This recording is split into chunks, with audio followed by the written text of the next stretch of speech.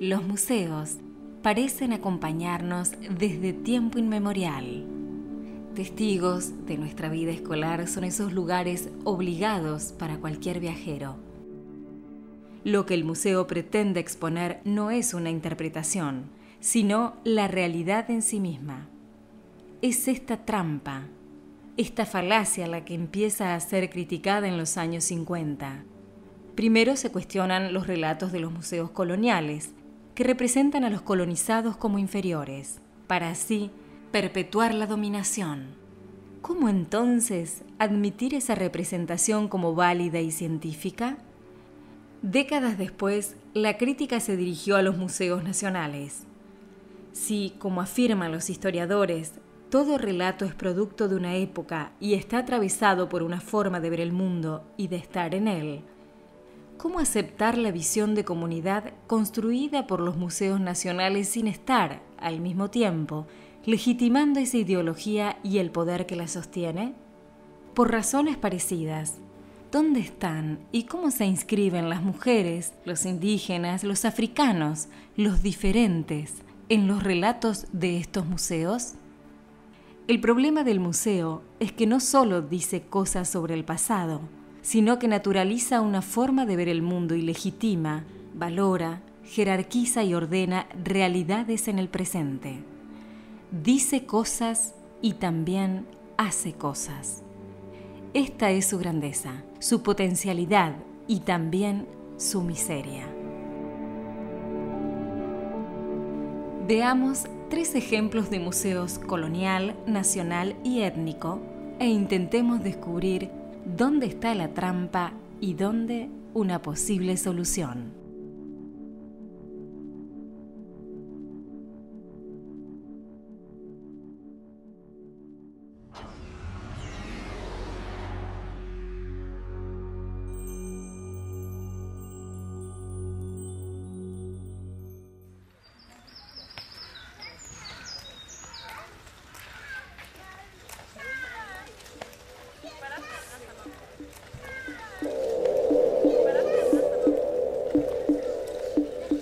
Durante la hora de la siesta de una tarde de julio, el sol caía a plomo en la explanada de entrada al Museo de América de Madrid. Una luz blanca e inefable disolvía los contornos de todo lo que tocaba, excepto los bordes de 2 retratos, de buen tamaño, apoyados contra los contenedores de basura. Al acercarse se podía ver los restos de algún arreglo interno del museo. Todo estaba descompuesto, fracturado para que pudiese entrar sin dificultad en el basurero de tapa verde. Todo menos los retratos en primer plano de 2 indígenas latinoamericanos. Porfiadas, las fotografías, miraban al visitante desafiando su destino como si pidiesen una segunda oportunidad o reflejasen la incapacidad del operario de turno para desguazarlas y aplastarlas contra los restos de basura. ¿Qué oscura intuición la salvó de una destrucción segura? ¿Qué empujó al trabajador, encargado de deshacerse de esas reliquias, a corregir su decidido gesto? ¿Qué vibró en su imaginación para que esos retratos no acabasen en el olvido? Tal vez el que allí los colocó vio su propia imagen, a la vez conocida y extraña, palpitando en la insistente mirada del otro.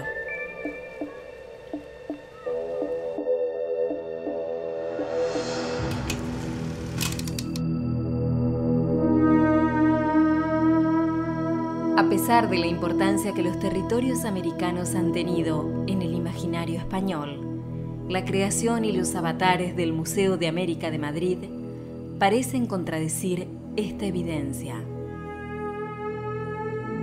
Durante siglos, las colecciones americanas deambularon por distintos museos nacionales, hasta que recién, en 1941, 2 años después del fin de la Guerra Civil, se crea el Museo de América.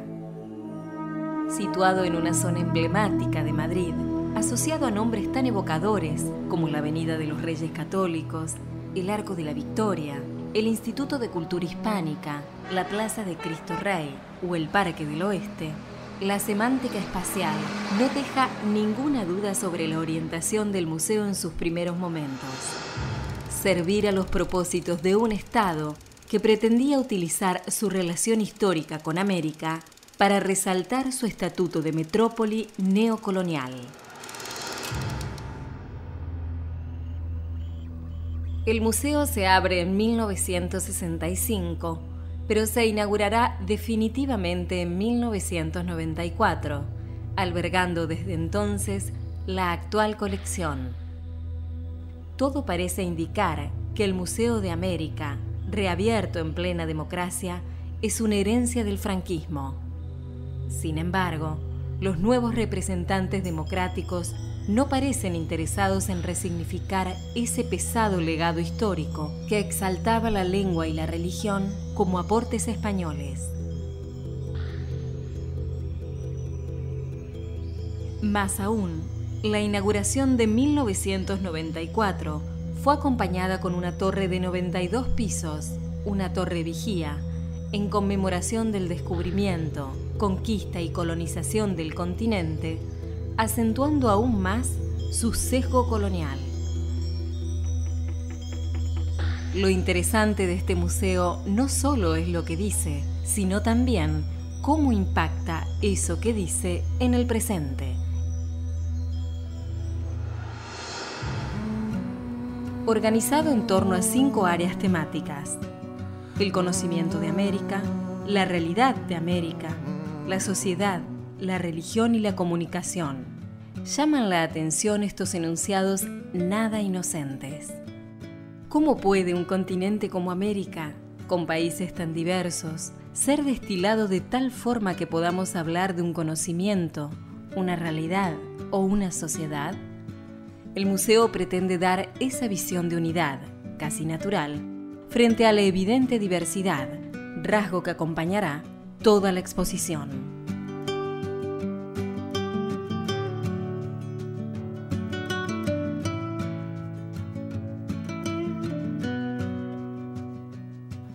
Toda la exposición está atravesada por 2 hilos fácilmente reconocibles. Uno exalta el progreso técnico español, que situó a la metrópoli entre los más importantes imperios coloniales, y el otro defiende la unidad en la diversidad que supuso la conquista y colonización. En el primer caso, se trata del paso del mito al logos, de las primeras representaciones fabulosas de América a su reproducción cartográfica satelital. Gracias a la ciencia y a la técnica, España conquistó América y, de paso, el museo nos permite conocer de verdad aquellas realidades. El segundo hilo conductor es el tránsito de Babel, de la variedad y diversidad étnica, cultural y religiosa a la unidad que proporcionó la lengua castellana, herramienta de progreso en el mundo de hoy. En este doble itinerario, los españoles son siempre representados por la palabra.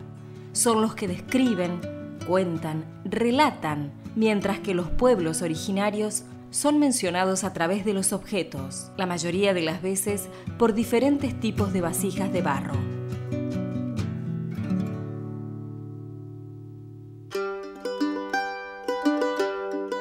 Al final de la exposición, en la sala dedicada a la comunicación, aparece un anfiteatro donde se exhiben 2 documentales. Uno dedicado a las lenguas indígenas, Seña y Rastro del Pasado, donde los representantes de los pueblos originarios hablan de sus mitos de origen, ataviados a la manera tradicional. Todo ello con un fondo de pantalla de papel pergamino.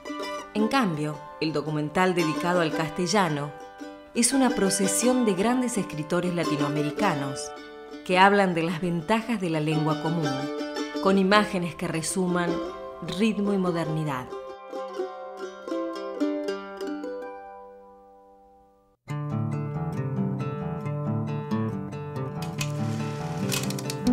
Estos son solo algunos de los mensajes, lo que dice el Museo de América de Madrid. ¿Pero qué es lo que hace el museo al decir esto? El Museo de América justifica la dominación de un grupo humano sobre otro por los resultados. El Museo de América también ordena lo diverso en torno a una realidad coherente que puede ser conocida y representada gracias al análisis y al conocimiento científico. Los otros saberes, como los de la experiencia, son pura superstición, mitos propios de sociedades atrasadas y poco evolucionadas. El Museo de América incluye lo propio, excluye lo ajeno. Los otros, los diferentes, no tienen derecho a la palabra. Este museo advierte y amenaza sobre el peligro de la diferencia. El Museo de América jerarquiza lo diverso o diferente según un único patrón evolutivo, para luego borrar ese criterio de comparación y hacerlo pasar por rasero universal. Finalmente, el museo demuestra, o al menos eso pretende, que el poder es intrínsecamente bueno, que tener poder permite acceder, por ejemplo, al desarrollo y a la modernidad.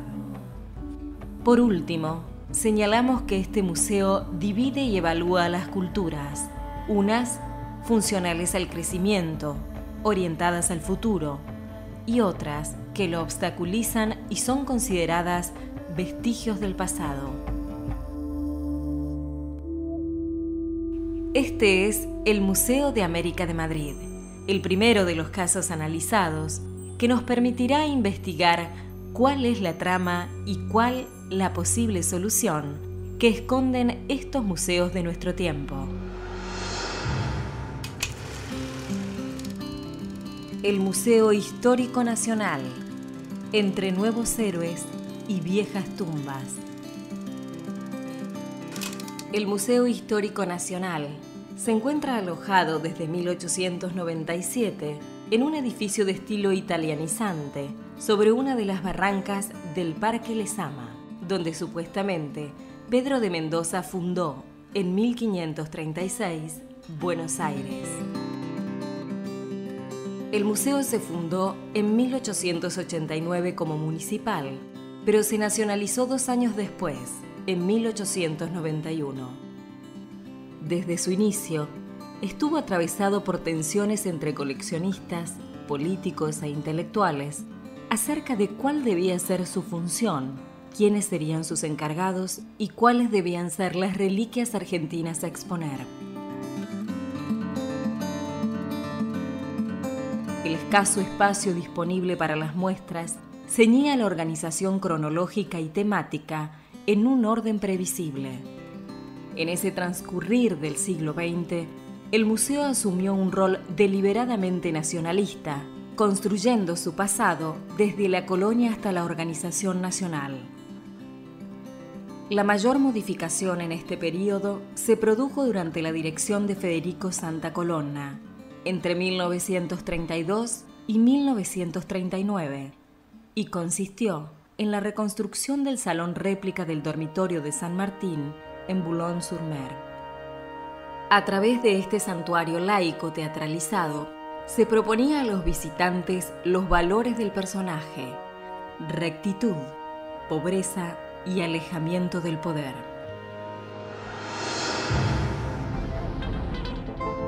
El Museo Histórico ha sido el lugar donde resumir la historia nacional sin fisuras ni conflictos. Un espacio de representación que, a pesar de ser histórico, no pasaba de ser una crónica crítica del mundo político y de los afanes militares. Hasta hace pocos años, más allá de los directores y los proyectos, siempre predominó una visión nacionalista de la historia argentina, con su cuota de héroes y de tumbas. Pero a partir de una nueva gestión iniciada en 2005, todo parece haber cambiado. A partir de esta etapa, la nueva organización del museo recorta el problema de la violencia y propone un objetivo: una democracia estable e inclusiva. Estos son rasgos muy novedosos en el panorama de los museos argentinos de las últimas décadas, puesto que se trata de una muestra en la que los antiguos héroes no han desaparecido, pero están condenados a convivir con las grandes mayorías. En la muestra se pueden seguir 2 itinerarios. En el de la derecha, El visitante recorre la historia argentina desde 1810 hasta 1976, atendiendo a sus momentos de auge, pero sobre todo a sus crisis. Lo que se pretende destacar son las consecuencias nefastas de los golpes. La pedagogía patria para la Argentina del siglo XXI es promover la democracia. Si el visitante sigue el itinerario de la izquierda, se encuentra con un camino que lleva desde la colonia a los grupos armados de los 60 y 70. El recorrido incluye sectores ignorados por la política. Este aspecto tiene una fuerte carga simbólica y se refleja en el pañuelo de las Madres de Plaza de Mayo y otros símbolos de la resistencia a la dictadura.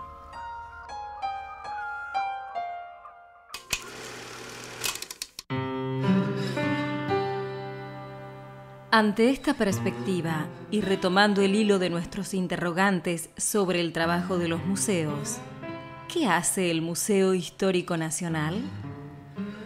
Este museo apuesta por una visión muy contemporánea de la Argentina, o si se quiere, por un presentismo que anuncia que toda historia es historia del presente. También incluye en la historia nacional a grupos sociales ignorados por la historiografía más tradicional. Al mismo tiempo, redibuja el concepto de ciudadanía, de nación y de pertenencia, expurgándolo de resabios elitistas y oligárquicos. En este marco, el Museo Nacional resignifica el papel del padre de la patria como un referente que puede conectar a través de valores como la honestidad, tiempos distintos y distantes. Como aporte, este museo distingue distintos tipos de violencia según el contexto y quienes la practican.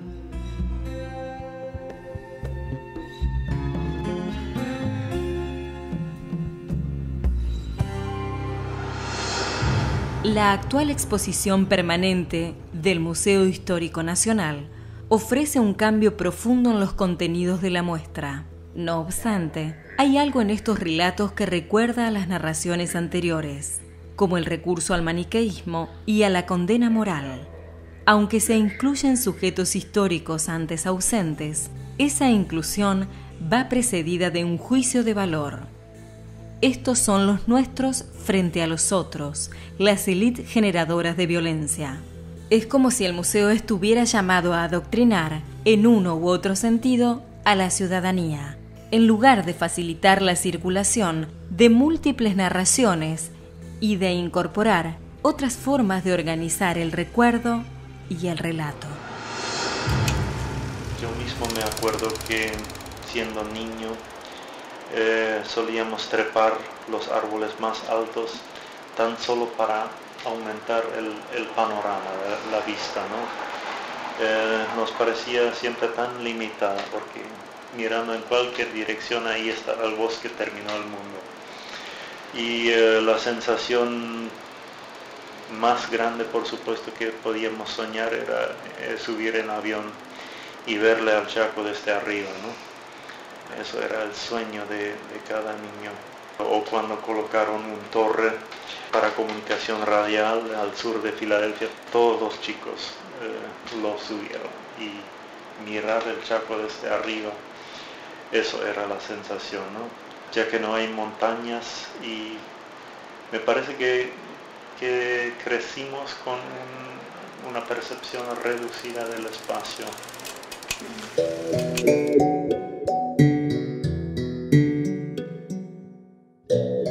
El tercer ejemplo que proponemos para seguir analizando trampas y mensajes de los museos es el caso del Museo Menonita Jacob Ungar, en la colonia Ferheim, en el Chaco paraguayo. Este es un museo comunitario y ejemplo de museo étnico, tan en boga en las últimas décadas.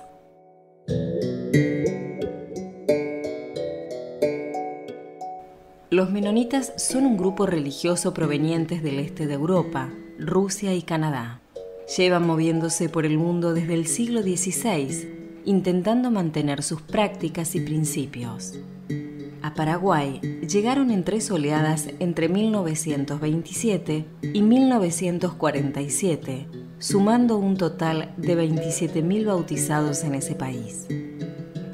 Organizados en torno a cooperativas ganaderas y agrícolas, los menonitas disponen de todos los servicios de un Estado moderno, financiados y gestionados por las dos instituciones de la comunidad, la asociación civil y la cooperativa. Sin duda, casi un Estado dentro del débil y anómico Estado paraguayo.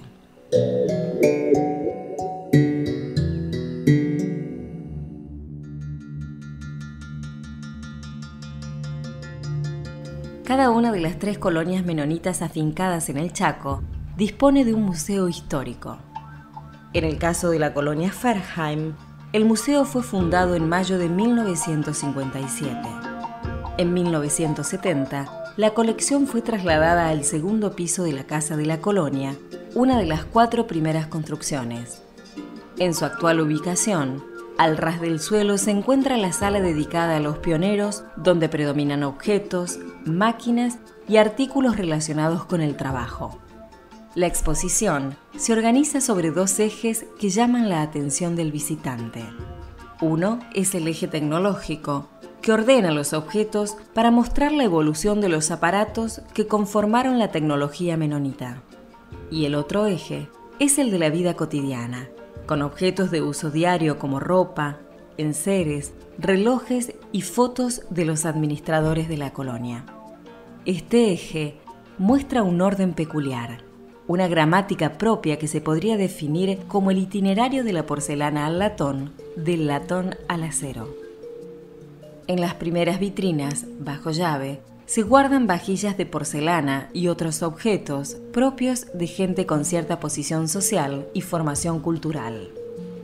Trajeron la porcelana para recordar de dónde venían, pero no tuvieron empacho alguno en cambiarla o sustituirla por los platos de latón, equipamiento modesto que la sociedad de colonización otorgaba a cada familia menonita.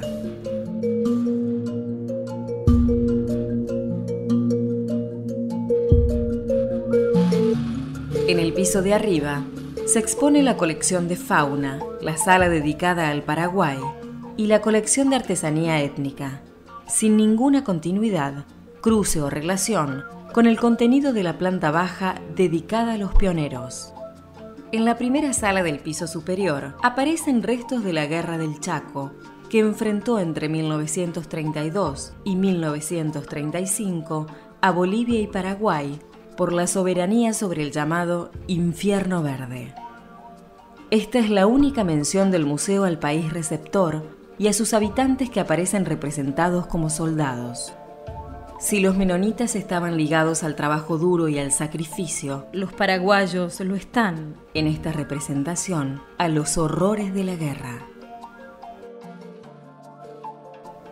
Los indígenas, por su parte, están representados por objetos como hachas, cestos, cerámicas, textiles y, en el caso de los ayoreos, por armas y adornos.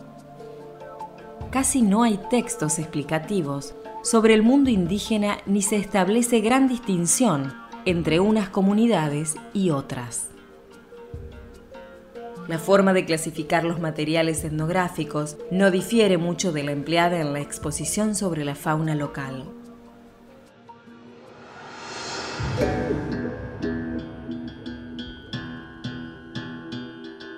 La exposición permanente de este museo intenta explicar cuál es el secreto del éxito económico menonita.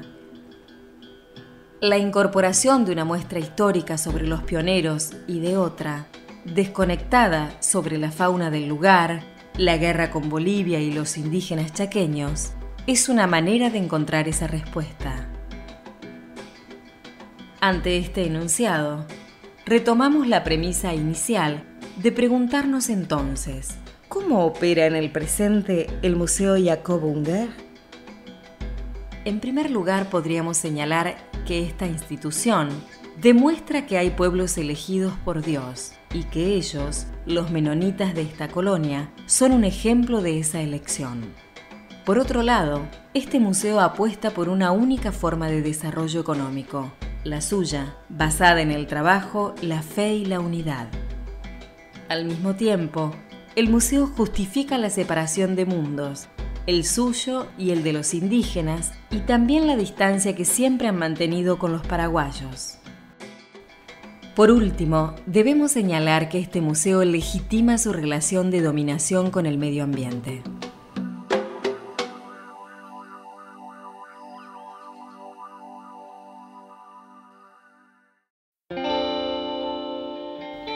A pesar de las notables diferencias en las dimensiones de lo representado en estos tres museos, un continente, una nación y un grupo étnico, sus relatos arrastran una misma forma de enunciar.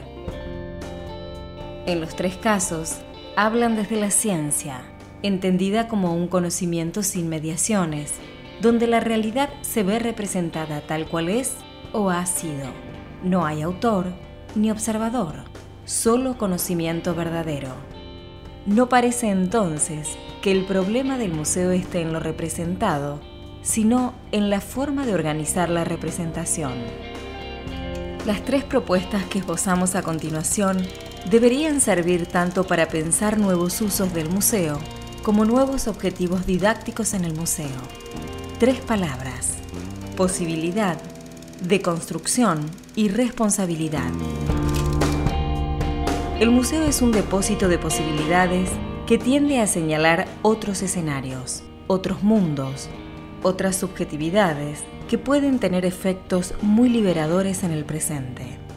Cuando nos referimos al museo como fuente de posibilidades, no estamos eludiendo solo a lo que fue, sino también a lo que pudo haber sido y no fue. La segunda propuesta se dirige a la deconstrucción de los textos de ese aparato visual tanto tiempo al servicio del Estado. Desmontarlo significa reconocer sus costuras, sus tramas, sus silencios, en definitiva, sus trampas. Y sobre todo, su mayor engaño, el de hacernos creer que lo que allí se expone es la representación de la realidad acontecida. Este desplazamiento de la idea de verdad a la de incertidumbre convoca a otro tipo de sujetos, menos asertivos y más responsables. Responsables porque saben que lo que dicen tiene efectos políticos, puede afectar a otras personas y deben responder por ello. Un museo que tuviera en cuenta estos criterios sería un museo más democrático, más incluyente, activo y sorprendente.